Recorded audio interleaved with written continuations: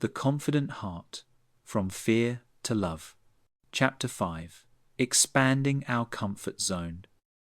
To our inner protector, the world is divided into just two categories, safe and unsafe.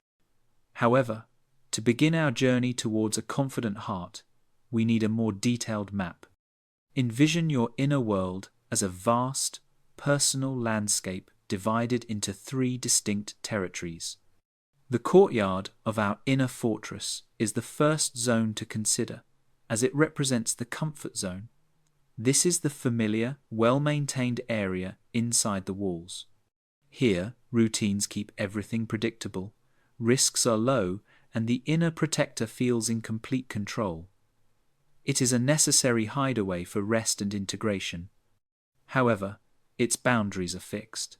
While it is safe, life within these walls can become very quiet and predictable, and over time, subtly limiting.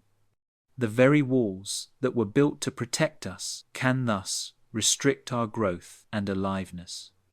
Just beyond the castle walls lies the stretch zone.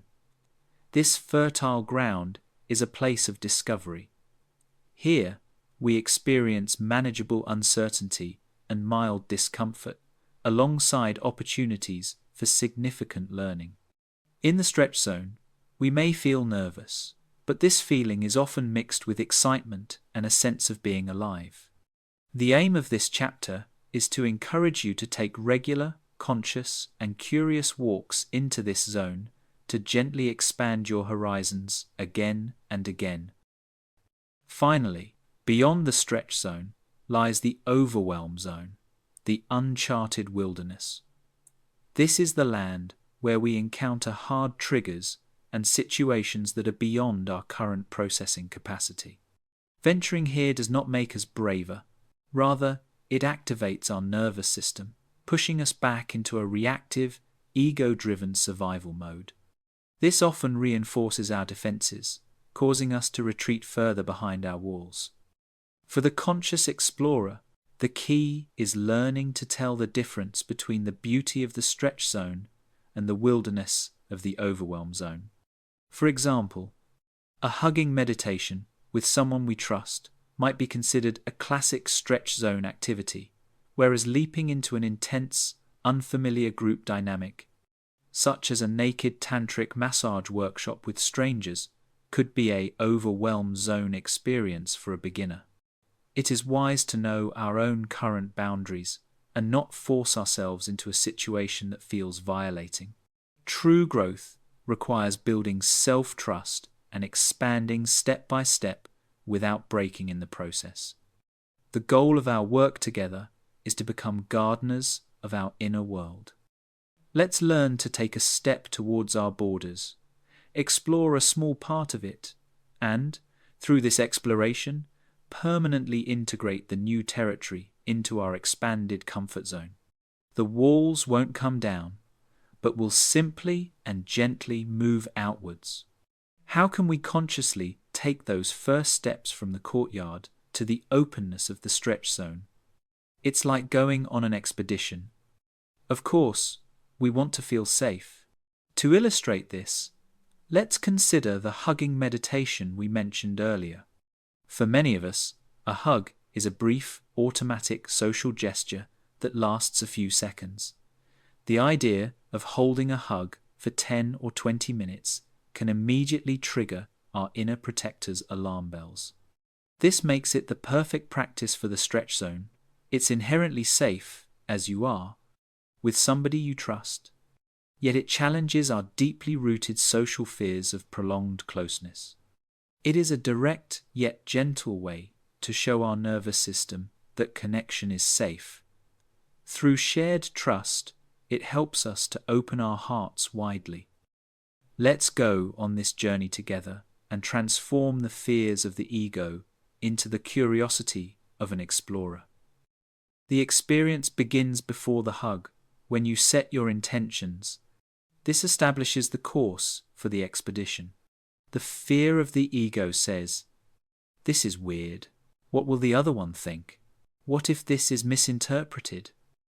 The explorer's curiosity I wonder what it would feel like to set a clear intention for this time together. What if we simply agree to share heart-centered breathing and stillness as an experiment in conscious connection? Simply agreeing on the why and how long can be your first successful step into the stretch zone. It creates an environment of acceptance and mutual trust. As you settle into the embrace, your inner protector may express its opinions. Rather than silencing it, acknowledge its concern and redirect your attention to the heart with heart-centered breathing. The ego's fear. This is awkward. I don't know what to do.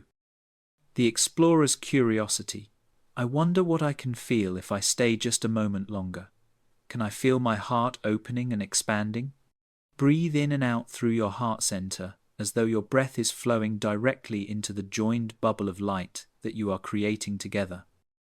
This is an effective way to cultivate Luma, the heart's inner radiance. Footnote: find out more about Ellis, Luma, and hugging meditations here. Luma's Garden, a journey into sacred love, the heart of energy and sensual awakening. The ego's fear. Oh no, what if I get turned on? Or what if my hugging partner is? This will be embarrassing. The explorer's curiosity. I wonder how my body's energy will respond to the closeness of another body. If I feel a tingling aliveness, can I simply notice it as a natural flow of life energy without needing to act on it or suppress it? Can I allow it to be just another sensation, like the warmth in my hands? Acknowledge all energies and sensations without judgment. Redirect your focus to the steady rhythm of your breath as it moves through your heart center.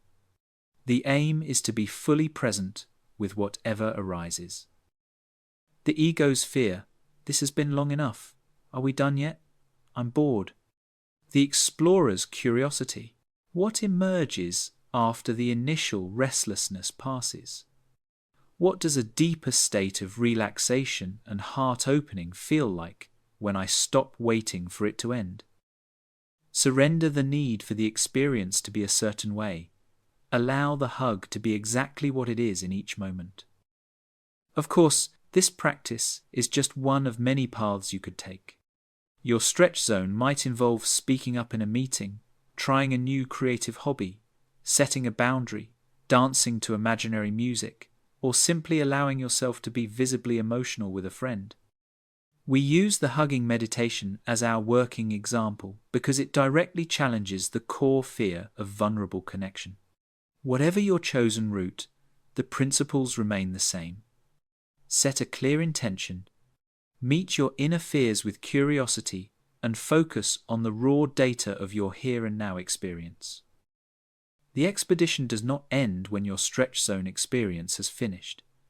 In fact, this is where the most important part of the process begins: integration. Think of it this way. You ventured beyond the old walls and explored a new area. You found it safe and perhaps even beautiful. Integration is the process of extending your territory to include this new area. What was once unfamiliar and made you nervous now becomes part of your expanded inner landscape. This is how we grow, not in one giant leap, but through a series of small, permanent expansions. Take a few quiet moments to review your practice afterwards. Don't simply judge the experience as good or bad. Instead, approach it as a compassionate scientist gathering data. After a hugging meditation, you could ask yourself, what actually happened? Did the worst-case scenario occur, or did something else unfold? What did I notice in my body? Was there a release of tension, a moment of balance and completeness? What discoveries did I make about my capacity for trust, connection, and love? Perhaps you discovered that you could tolerate 5 minutes of closeness before feeling restless. That is valuable data. It means your stretch zone now has a measurable landmark. Next time, you might explore 10 minutes. Maybe you experienced an unexpected emotional release of tears. You may have noticed the mental chatter in your head quiet down and be replaced by a simple, shared silence. As you allowed yourself to be open and vulnerable, perhaps you felt a flicker of luma, a soft warmth radiating from your heart. These are important moments showing that you can feel deeply without being overwhelmed or losing yourself, and that opening your heart can make you feel connected and safe. This is how we rewire the nervous system. We provide it with concrete, lived evidence that contradicts the inner protector's catastrophic assumptions. With each positive experience, the ego learns that the heart is a capable leader and that the outside world is not a threat, but a place of potential connection and growth. It is important to recognize the courage involved in the attempt itself. Whether the hug felt ecstatic or awkward is irrelevant. What matters is that you chose to explore. You could place a hand on your heart and sincerely say, "I am proud of myself for being willing to step into the unknown. Doing so will reward you with a sense of achievement and make it more likely that you will continue to explore."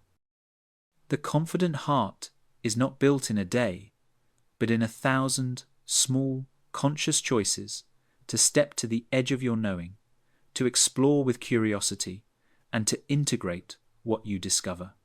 With each journey, your inner landscape becomes more spacious and grows richer, and your life becomes a more vibrant and connected experience.